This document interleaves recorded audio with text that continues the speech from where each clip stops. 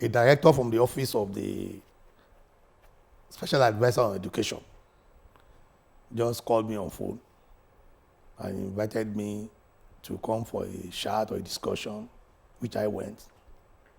On getting there, he told me that the director wrote a petition against me, that I'm blackmailing His Excellency, the governor of Lagos State, that I'm blackmailing the rector, Mr. Shogunro, and all sorts of things. I said, what happened? Let me have a copy of the petition. She did not give me the copy of the petition, but she read part of the petition to me. Then I submitted myself to discussion with her. So I told her all my story and how the whole thing went. And he said, okay, what she's going to do is going to ensure that there will be peace. Just to have peace in the rift between myself and the management of Lagos State Polytechnic, particularly the director of Lagos State Polytechnic. I agreed on that. There was another time she invited me again. Then the next thing I saw was that I should sign an undertaking that I would not blackmail the rector of the Polytechnic. And I said, I beg your pardon, undertaking for what? Just to, in the interest of peace anyway, I said to change it to memorandum of understanding. That I can sign an understanding letter with you that there will be peace. Believing that she too should make some good move to ensure there is peace and justice. I think on that last day, or the first invitation to the Ministry of Education, she told me I'm going to meet the permanent secretary on the matter. So I went with her to the permanent secretary's office. I met the claimed permanent secretary, because I later discovered that it seems that is not the real permanent secretary. That's why I became somehow. So I met the person claimed to be the permanent secretary. So that one spoke to me. He said he's going to see to ensure there will be peace and everything. I said, it's okay. Then I left. Sorry for that. Do you still remember the name of this acclaimed permanent secretary? Actually, I didn't get the name, but I know him physically if I see him. Okay. But in my investigation, I discovered that it's not likely to be the permanent secretary, because I cannot imagine the permanent secretary of the Ministry of Education to stood so low, honestly, regarding the way I was taken to him. But actually, the whole thing happened at the permanent secretary's office. Okay. But how it was done, I don't know. But my investigation after suspects that he's not the real permanent secretary. So after that, the same woman, Mrs. Ogunlade, now called me on a May day. On a May day, we spoke for more than probably 1 hour or close to 1 hour.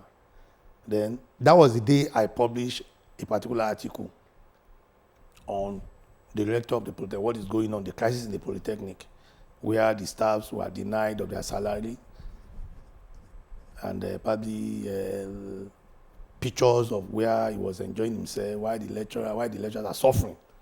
So on that same day, even the DSS called me on that same day. That the kind of thing that I published. So I said, okay, fine. He said I should come and see them the next day. Or I agreed. On that same day, this same woman called Ogunlade called me on phone. And he was talking what I was publishing, blah, blah, blah, blah. She was just talking all these other things, threatening. They have to roll. I have signed an undertaking with them. They are not going to do this. I'm not going to do that. And that. Fine. I signed an undertaking with you and we have understanding that there will be peace. But he didn't do anything.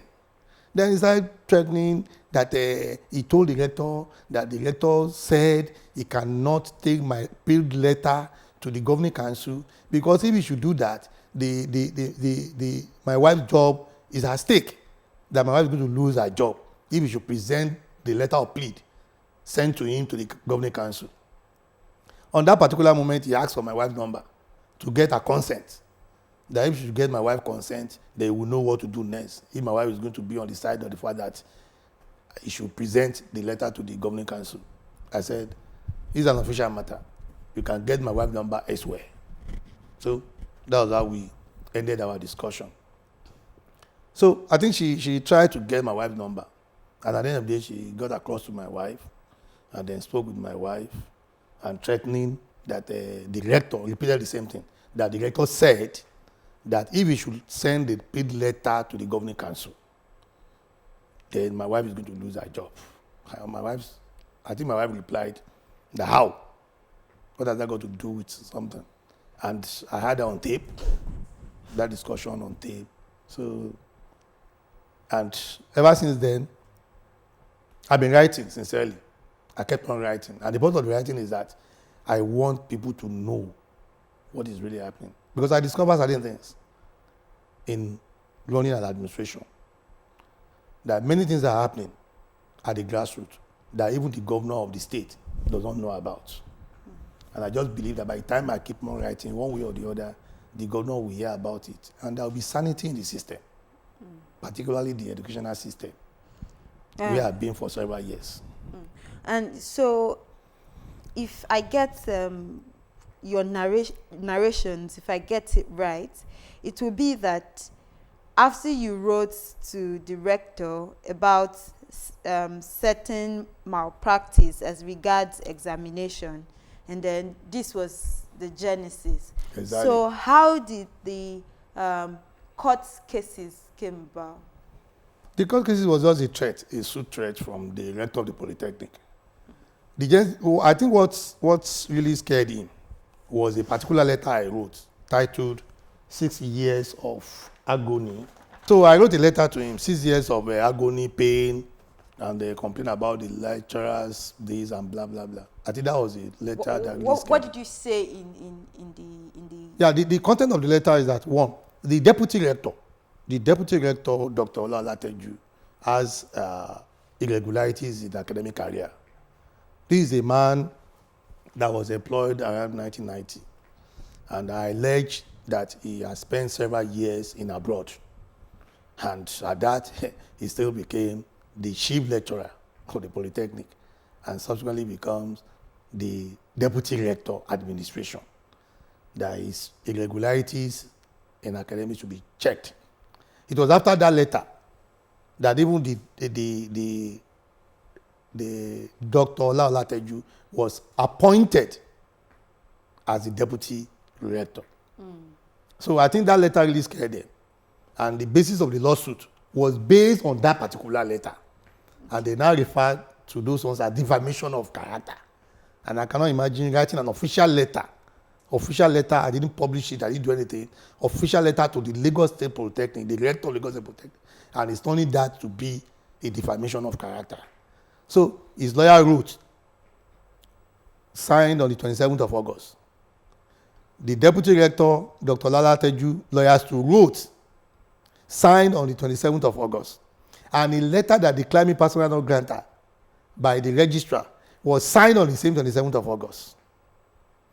So, and those 3 letters were delivered at my doorstep on the same day. So, I think that was the letter that really scared them, that made them to see if they can silence me or intimidate me by going to court. But I was not intimidated. So, is this court case still alive? Nothing. It was just a threat, a suit threat. I want us to be very clear. Yeah. Is it that they didn't pursue it, or the court struck it They out? They did not do anything. They just wrote a letter asking me to apologize within 7 days, of which they are demanding for 50 million naira defamation of character. And I ignored the letter. So, and they could not proceed. I want to believe I'm not mixing things up here. Yeah. At some point, there was also certain claims about guns in the school environment. Actually, that was the crisis between the rector and the union when they went on strike. And I think they went to the House of Assembly. They went to the House of Assembly to address those issues, those allegations. It was alleged of buying guns from the black market. So we read these ones from LASPOTECH gist or LASPOTECH beep. Then there is a placard they carried, and all the allegations were laid against him. So that was exactly what happened that time. It was a crisis between the union and the polytechnic rector and the management. Okay, so this particular one, you're not directly involved. No, I'm not directly involved. Okay, I just want to get that clarification. So as it stands now, what's happening presently between you, the rector, and LASPOTECH as an institution? Presently, with all the letters and every information I've given on Facebook, nothing is all happening. Nothing possible is happening. I've written, I copied the special advisor on education on a letter written to them titled Conspiracy to Silence Me. But the special advisor did not invite me. Neither did I get anything from the special advisor. So everybody was just scared to move. So I'm not getting any information from anything. And I just believe I'm safe. That's the fear. That I'm safe because I keep on writing. I'll continue to write until there's justice. So, and justice is just for the man to bring himself down, lower his ego, and respect the constitutional authority by ensuring that he carry out the right thing.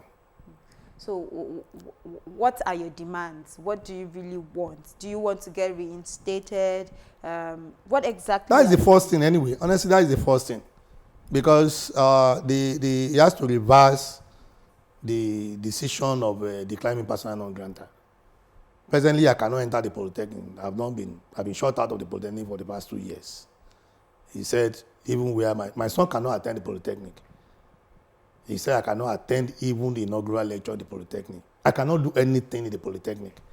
And that really baffles me because I believe he doesn't have the right to do that. So I think the first thing is to reverse that decision. And then probably other things follow. What are these other things that should follow? Fine. After reversing the personal non-grantor, then you should reinstate me with my job. Because presently that is the only thing I do for a long time.